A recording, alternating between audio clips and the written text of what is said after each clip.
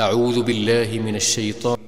ولو أننا نزلنا إليهم الملائكة وكلمهم الموتى وحشرنا عليهم كل شيء قبلا ما كانوا ليؤمنوا إلا أن يشاء الله ولكن أكثرهم يجهلون وكذلك جعلنا لكل نبي عدوا شياطين الإنس والجن يوحي بعضهم إلى بعض زخرف القول غرورا ولو شاء ربك ما فعلوه فذرهم وما يفترون ولتصغى إليه أفئدة الذين لا يؤمنون بالآخرة وليرضوه وليقترفوا ما هم مقترفون أفغير الله أبتغي حكما وهو الذي أنزل إليكم الكتاب مفصلا والذين آتيناهم الكتاب يعلمون أنه منزل من ربك بالحق فلا تكونن من الممترين وتمت كلمة ربك صدقا وعدلا لا مبدل لكلماته وهو السميع العليم وإن تطع أكثر من في الأرض يضلوك عن سبيل الله إن يتبعون إلا الظن وإن هم إلا يخرصون إن ربك هو أعلم من يضل عن سبيله وهو أعلم بالمهتدين فكلوا مما ذكر اسم الله عليه إن كنتم بآياته مؤمنين وما لكم ألا تأكلوا مما ذكر اسم الله عليه وقد فصل لكم ما حرم عليكم إلا ما اضطررتم إليه وإن كثيرا ليضلون بأهوائهم بغير علم إن ربك هو أعلم بالمعتدين وذروا ظاهر الإثم وباطنه إن الذين يكسبون الإثم سيجزون بما كانوا يقترفون ولا تأكلوا مما لم يذكر اسم الله عليه وإنه لفسق وإن الشياطين ليوحون إلى أوليائهم ليجادلوكم وإن أطعتموهم إنكم لمشركون أومن كان ميتا فأحييناه وجعلنا له نورا يمشي به في الناس كمن مثله في الظلمات ليس بخارج منها كذلك زين للكافرين ما كانوا يعملون وكذلك جعلنا في كل قرية أكابر مجرميها ليمكروا فيها وما يمكرون إلا بأنفسهم وما يشعرون وإذا جاءتهم آية قالوا لن نؤمن حتى نؤتى مثل ما أوتي رسل الله أعلم حيث يجعل رسالته سيصيب الذين أجرموا صغار عند الله وعذاب شديد بما كانوا يمكرون فمن يرد الله أن يهديه يشرح صدره للإسلام ومن يرد أن يضله يجعل صدره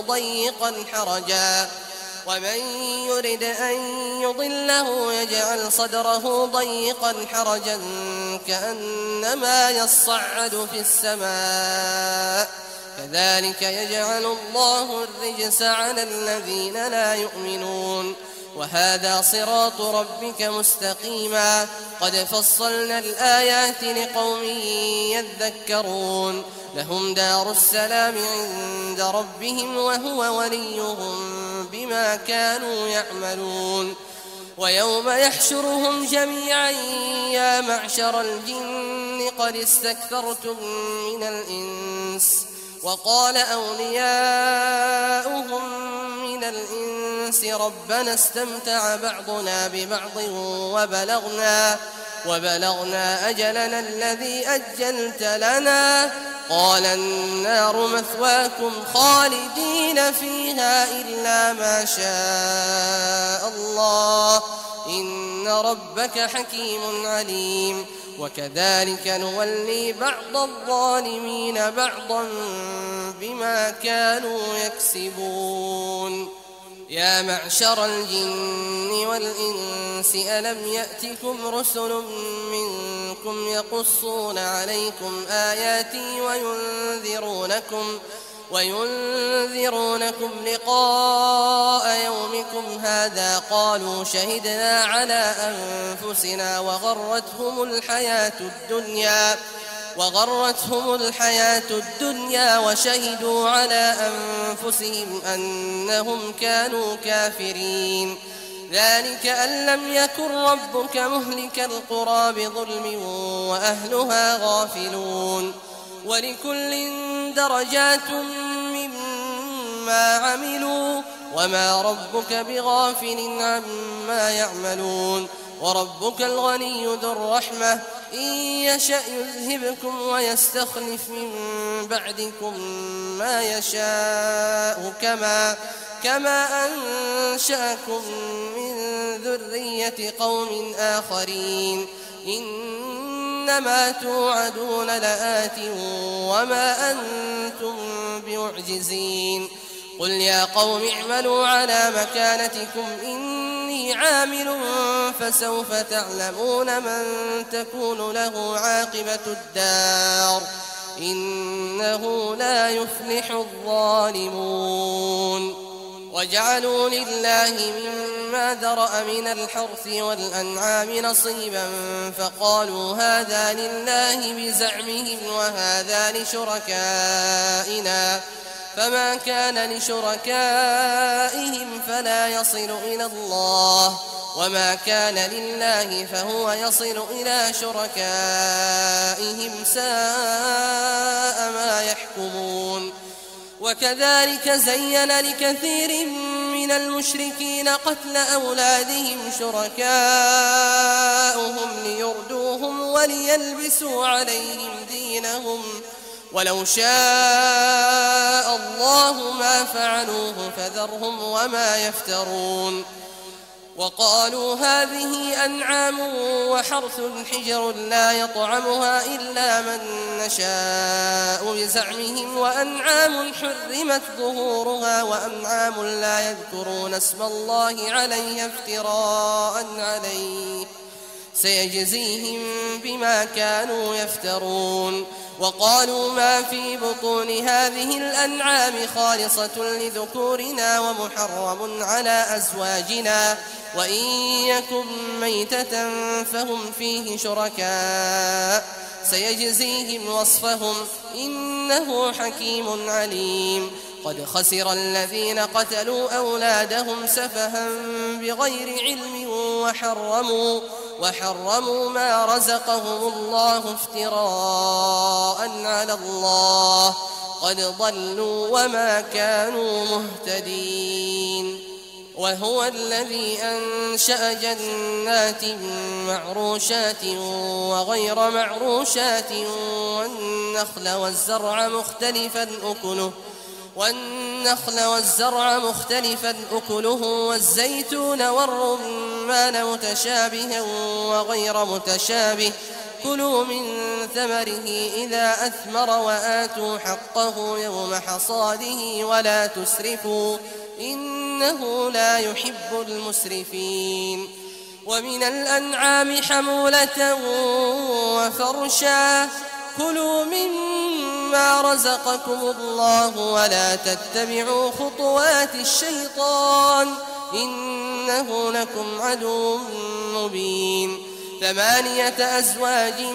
من الضأن 2 ومن المعز 2 قل الذكرين حرم أم الأنثيين أما اشتملت عليه أرحام الأنثيين نبئوني بعلم إن كنتم صادقين ومن الإبل 2 ومن البقر 2 قل أذكرين حرم أم الأنثيين أما اشتملت عليه أرحام الأنثيين أم كنتم شهداء إذ وصاكم الله بهذا فمن أظلم ممن افترى على الله كذبا ليضل الناس بغير علم إن الله لا يهدي القوم الظالمين قل لا أجد فيما أوحي إلي محرما على طاعم يطعمه إلا أن يكون ميتة أو دما مسفوحا أو لحم خنزير فإنه رجس أو فسقا أهل لغير الله به فمن اضطر غير باغ ولا عاد فإن ربك غفور رحيم وعلى الذين هادوا حرمنا كل ذي ظفر ومن البقر والغنم حرمنا عليهم شحومهما إلا ما حملت ظهورهما أو الحوايا أو ما اختلط بعظم ذلك جزيناهم ببغيهم وإنا لصادقون فإن كذبوك فقل ربكم ذو رحمة واسعة ولا يرد بأسه عن القوم المجرمين سيقول الذين أشركوا لو شاء الله ما أشركنا ولا آباؤنا ولا حرمنا من شيء كذلك كذب الذين من قبلهم حتى ذاقوا بأسنا قل هل عندكم من علم فتخرجوه لنا إن تتبعون إلا الظن وإن أنتم إلا تخرصون قل فلله الحجة البالغة فلو شاء لهداكم أجمعين قل هلم شهداءكم الذين يشهدون أن الله حرم هذا فإن شهدوا فلا تشهد معهم ولا تتبع أهواء الذين كذبوا بآياتنا والذين لا يؤمنون بالآخرة وهم بربهم يعدلون قل تعالوا أتل ما حرم ربكم عليكم ألا تشركوا به شيئا وبالوالدين إحسانا ولا تقتلوا أولادكم من إملاق نحن نرزقكم وإياهم ولا تقربوا الفواحش ما ظهر منها وما بطن ولا تقتلوا النفس التي حرم الله إلا بالحق ذلكم وصاكم به لعلكم تعقلون ولا تقربوا مال اليتيم إلا بالتي هي أحسن حتى يبلغ أشده وأوفوا الكيل والميزان بالقسط لا نكلف نفسا إلا وسعها وإذا قلتم فاعدلوا ولو كان ذا قربى وبعهد الله أوفوا ذلكم وصاكم به لعلكم تذكرون وأن هذا صراطي مستقيما فاتبعوه ولا تتبعوا السبل فتفرق بكم عن سبيله ذلكم وصاكم به لعلكم تتقون ثم آتينا موسى الكتاب تماما على الذي أحسن وتفصيلا لكل شيء وهدى ورحمة لعلهم بلقاء ربهم يؤمنون وهذا كتاب أنزلناه مبارك فاتبعوه واتقوا لعلكم ترحمون أن تقولوا إنما أنزل الكتاب على طائفتين من قبلنا وإن كنا عن دراستهم لغافلين أو تقولوا لو أنا أنزل علينا الكتاب لكنا أهدى منهم فقد جاءكم بينة من ربكم وهدى ورحمة فمن أظلم ممن كذب بآيات الله وصدف عنها سنجزي الذين يصدفون عن آياتنا سوء العذاب بما كانوا يصدفون هل ينظرون إلا أن تأتيهم الملائكة أو يأتي ربك أو يأتي بعض آيات ربك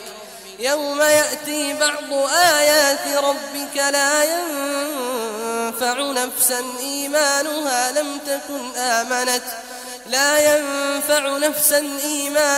لم تكن آمنت من قبل أو كسبت في إيمانها خيرا قل انتظروا إنا منتظرون إن الذين فرقوا دينهم وكانوا شيعا لست منهم في شيء إنما أمرهم إلى الله ثم ينبئهم بما كانوا يفعلون من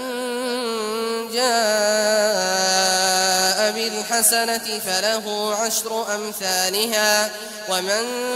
جاء بالسيئة فلا يجزى إلا مثلها وهم لا يظلمون قل إنني هداني ربي إلى صراط مستقيم دينا قيما ملة إبراهيم حنيفا وما كان من المشركين قل إن صلاتي ونسكي ومحياي ومماتي لله رب العالمين لا شريك له وبذلك أمرت وأنا أول المسلمين قل أغير الله أبغي ربا وهو رب كل شيء ولا تكسب كل نفس إلا عليها ولا تزر وازرة وزر أخرى ثم إلى ربكم مرجعكم فينبئكم بما كنتم فيه تختلفون وهو الذي جعلكم خلائف الأرض ورفع بعضكم فوق بعض درجات ليبلوكم فيما آتاكم إن ربك سريع العقاب وإنه لغفور رحيم. أعوذ بالله من الشيطان الرجيم. بسم الله الرحمن الرحيم. ألف لام ميم صاد كتاب أنزل إليك فلا يكن في صدرك حرج منه لتنذر به وذكرى للمؤمنين اتبعوا ما أنزل إليكم من ربكم ولا تتبعوا من دونه أولياء قليلا ما تذكرون وكم من قرية أهلكناها فجاءها بأسنا بياتا أو هم قائلون فما كان دعواهم إذ جاءهم بأسنا إلا أن قالوا إنا كنا ظالمين فلنسألن الذين أرسل إليهم ولنسألن المرسلين فلنقصن عليهم بعلم وما كنا غائبين والوزن يومئذ الحق فمن ثقلت موازينه فأولئك هم المفلحون ومن خفت موازينه فأولئك الذين خسروا أنفسهم بما كانوا بآياتنا يظلمون ولقد مكناكم في الأرض وجعلنا لكم فيها معايش قليلا ما تشكرون ولقد خلقناكم ثم صورناكم ثم قلنا للملائكة اسجدوا لآدم فسجدوا إلا إبليس لم يكن من الساجدين قال ما منعك ألا تسجد إذ أمرتك قال أنا خير منه خلقتني من نار وخلقته من طين قال فاهبط منها فما يكون لك أن تتكبر فيها فاخرج إنك من الصاغرين قال أنظرني إلى يوم يبعثون قال إنك من المنظرين قال فبما أغويتني لأقعدن لهم صراطك المستقيم ثم لآتينهم من بين أيديهم ومن خلفهم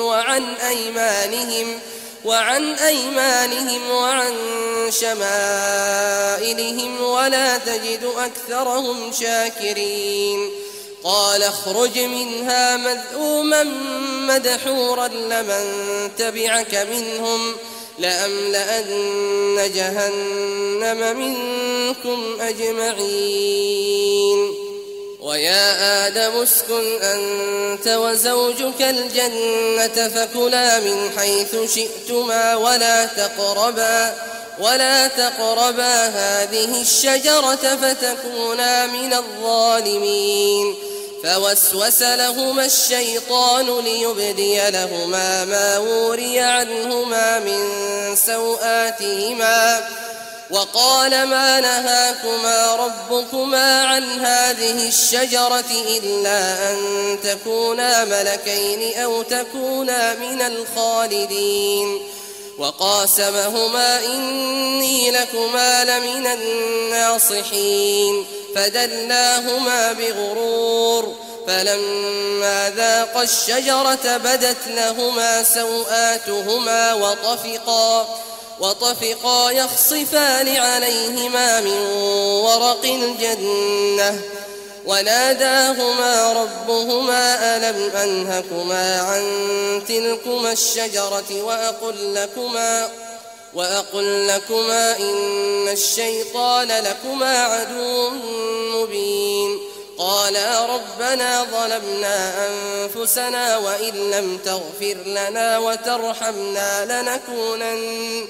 وإن لم تغفر لنا وترحمنا لنكونن من الخاسرين قال اهبطوا بعضكم لبعض عدو ولكم في الأرض مستقر ومتاع إلى حين قال فيها تحيون وفيها تموتون ومنها تخرجون يا بني آدم قد أنزلنا عليكم لباسا يواري سوآتكم وريشا ولباس التقوى ذلك خير ذلك من آيات الله لعلهم يذكرون يا بني آدم لا يفتننكم الشيطان كما أخرج أبويكم من الجنة ينزع عنهما لباسهما ليريهما سوآتهما إنه يراكم هو وقبيله من حيث لا ترونهم إنا جعلنا الشياطين أولياء للذين لا يؤمنون وإذا فعلوا فاحشة قالوا وجدنا عليها آباءنا والله أمرنا بها قل إن الله لا يأمر بالفحشاء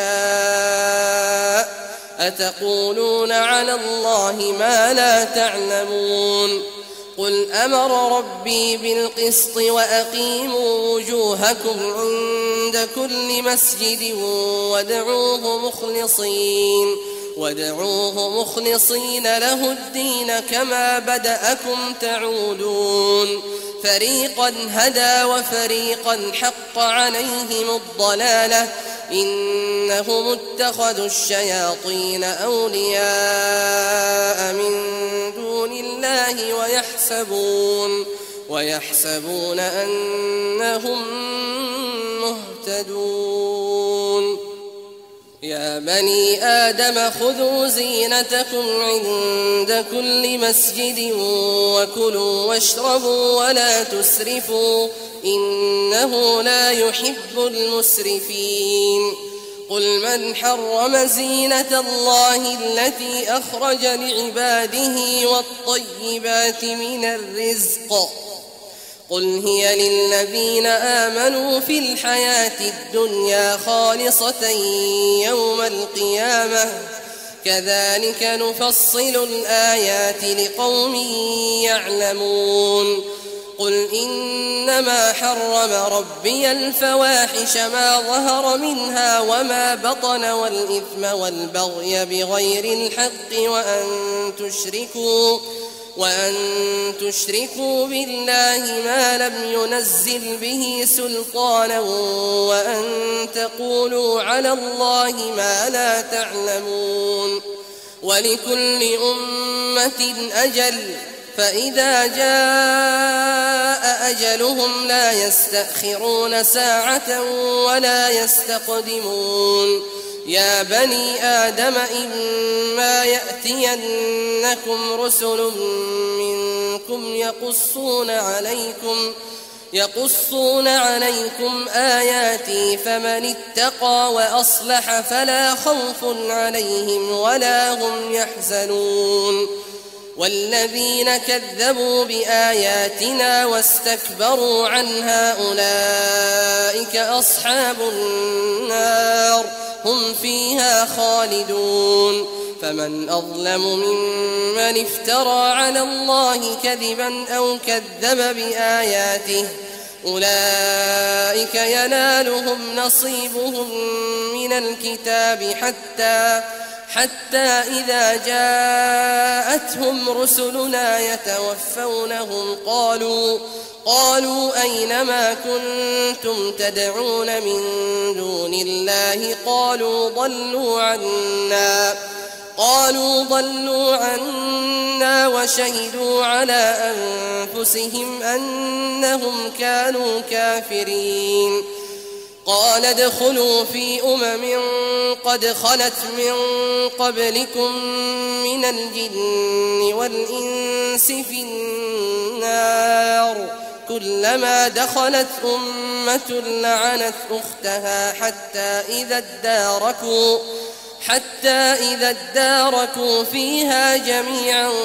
قالت أخراهم لأولاهم ربنا هؤلاء أضلونا فآتهم عذابا ضعفا من النار قال لكل ضعف ولكن لا تعلمون وقالت أولاهم لأخراهم فما كان لكم علينا من فضل فذوقوا العذاب بما كنتم تكسبون إن الذين كذبوا بآياتنا واستكبروا عنها لا تفتح لهم أبواب السماء ولا يدخلون الجنة حتى يلج الجمل في سم الخياط وكذلك نجزي المجرمين لهم من جهنم مهاد ومن فوقهم غواش وكذلك نجزي الظالمين والذين آمنوا وعملوا الصالحات لا نكلف نفسا إلا وسعها أولئك أصحاب الجنة هم فيها خالدون. ونزعنا ما في صدورهم من غل تجري من تحتهم الأنهار وقالوا الحمد لله الذي هدانا لهذا وما كنا لنهتدي لولا أن هدانا الله لقد جاءت رسل ربنا بالحق ونودوا أن تلكم الجنة أورثتموها بما كنتم تعملون. ونادى أصحاب الجنة أصحاب النار أن قد وجدنا ما وعدنا ربنا حقا فهل وجدتم ما وعد ربكم حقا؟ قالوا نعم. فأذن مؤذن بينهم اللعنة الله على الظالمين الذين يصدون عن سبيل الله ويبغونها عوجا وهم بالآخرة كافرون وبينهما حجاب. وعلى الأعراف رجال يعرفون كلا بسيماهم ونادوا أصحاب الجنة أن سلام عليكم لم يدخلوها وهم يطمعون. وإذا صرفت أبصارهم تلقاء أصحاب النار قالوا ربنا لا تجعلنا مع القوم الظالمين. ونادى أصحاب الأعراف رجالا يعرفونهم بسيماهم قالوا ما أغنى عنكم جمعكم وما كنتم تستكبرون أهؤلاء الذين أقسمتم لا ينالهم الله برحمة ادخلوا الجنة لا خوف عليكم ولا أنتم تحزنون. ونادى أصحاب النار أصحاب الجنة أن أفيضوا علينا من الماء أو مما رزقكم الله. قالوا إن الله حرمهما على الكافرين الذين اتخذوا دينهم لهوا ولعبا وغرتهم الحياة الدنيا فاليوم ننساهم كما نسوا لقاء يومهم هذا وما كانوا بآياتنا يجحدون. ولقد جئناهم بكتاب فصلناه على علم هدى ورحمة لقوم يؤمنون. هل ينظرون إلا تأويله يوم يأتي تأويله يقول الذين نسوه من قبل قد جاءت رسل ربنا بالحق فهل لنا من شفعاء فيشفعوا لنا أو نرد فنعمل غير الذي كنا نعمل قد خسروا أنفسهم وضل عنهم ما كانوا يفترون. إن ربكم الله الذي خلق السماوات والأرض في 6 أيام ثم استوى على العرش يغشي الليل النهار يطلبه حثيثا والشمس والقمر والنجوم مسخرات بأمره ألا له الخلق والأمر تبارك الله رب العالمين. ادعوا ربكم تضرعا وخفية إنه لا يحب المعتدين. ولا تفسدوا في الأرض بعد إصلاحها وادعوه خوفا وطمعا إن رحمة الله قريب من المحسنين. وهو الذي يرسل الرياح بشرا بين يدي رحمته حتى إذا أقلت سحابا ثقالا سقناه لبلد ميت فأنزلنا به الماء فأخرجنا به من كل الثمرات كذلك نخرج الموتى لعلكم تذكرون والبلد الطيب يخرج نباته بإذن ربه والذي خبث لا يخرج إلا نكدا كذلك نصرف الآيات لقوم يشكرون لقد أرسلنا نوحا إلى قومه فقال يا قوم اعبدوا الله ما لكم من إله غيره إني أخاف عليكم عذاب يوم عظيم قال الملأ من قومه إنا لنراك في ضلال مبين قال يا قوم ليس بي ضلالة ولكني رسول من رب العالمين أبلغكم رسالات ربي وأنصح لكم وأعلم من الله ما لا تعلمون أوعجبتم أن جاءكم ذكر من ربكم على رجل منكم لينذركم ولتتقوا ولعلكم ترحمون فكذبوه فأنجيناه والذين معه في الفلك وأغرقنا الذين كذبوا بآياتنا إنهم كانوا قوما عمين وإلى عاد أخاهم هودا قال يا قوم اعبدوا الله ما لكم من إله غيره أفلا تتقون قال الملأ الذين كفروا من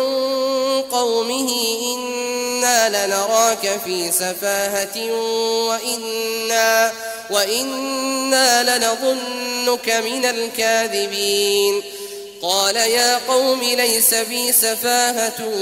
ولكني رسول من رب العالمين أبلغكم رسالات ربي وأنا لكم ناصح أمين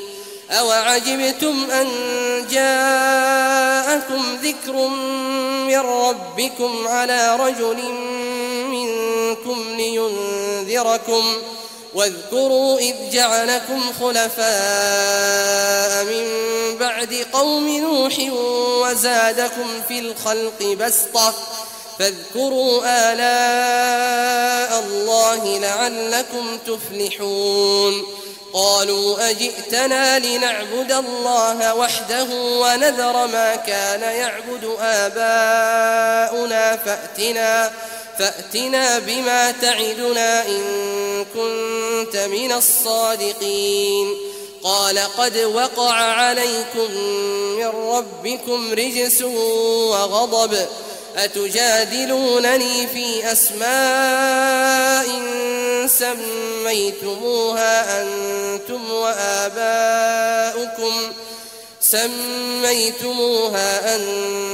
وآباؤكم ما نزل الله بها من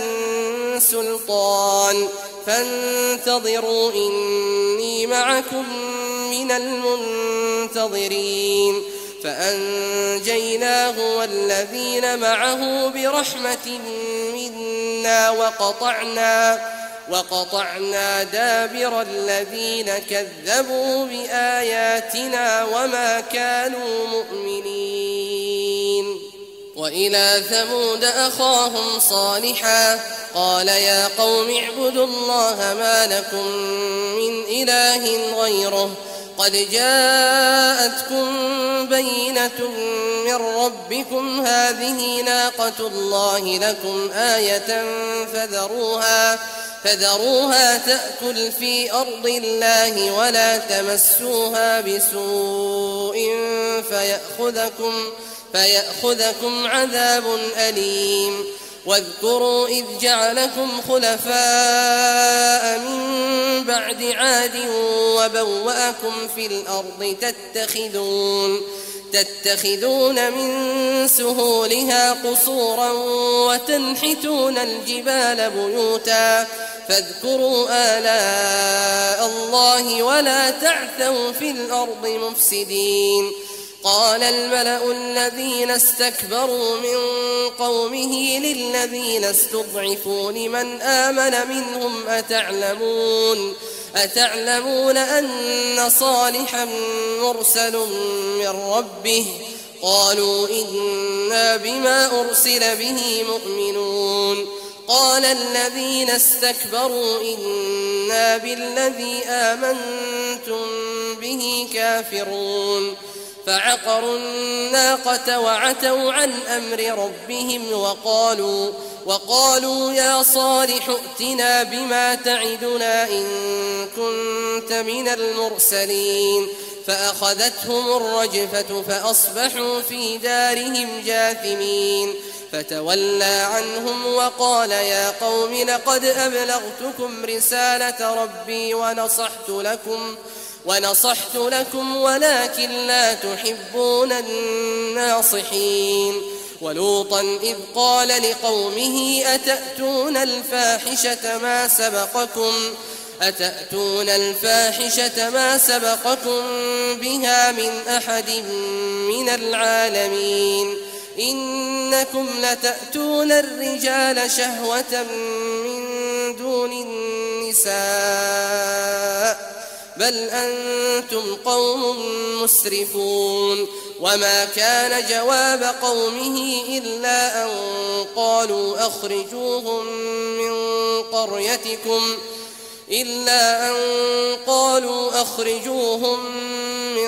قريتكم إنهم أناس يتطهرون. فأنجيناه وأهله إلا امرأته كانت من الغابرين. وأمطرنا عليهم مطرا فانظر كيف كان عاقبة المجرمين. وإلى مدين أخاهم شعيبا قال يا قوم اعبدوا الله ما لكم من إله غيره قد جاءتكم بينة من ربكم فأوفوا الكيل والميزان ولا تبخسوا الناس أشياءهم ولا تفسدوا في الأرض بعد إصلاحها ذلكم خير لكم إن كنتم مؤمنين. ولا تقعدوا بكل صراط توعدون وتصدون عن سبيل الله من آمن به وتبغونها عوجا. واذكروا إذ كنتم قليلا فكثركم وانظروا كيف كان عاقبة المفسدين. وإن كان طائفة منكم آمنوا بالذي أرسلت به وطائفة لم يؤمنوا فاصبروا حتى يحكم الله بيننا وهو خير الحاكمين. قال الملأ